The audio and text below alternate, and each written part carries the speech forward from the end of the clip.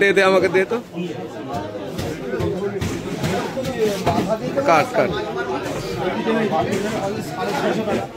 এ ভাই 400 গ্রাম মতন কাট।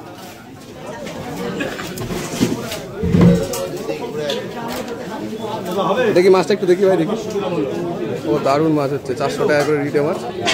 দেখি কমপ্লিট কত করে গো ভাই? কতটা হলো? 750 দে দে কাট কাট কাট কাট। রবিবার বলে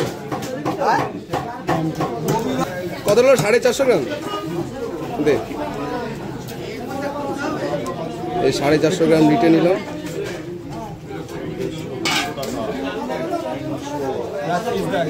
দেখি পিসগুলো, কালাকাদ হচ্ছে একদম, পুরো কালাকাদের মতন পিস।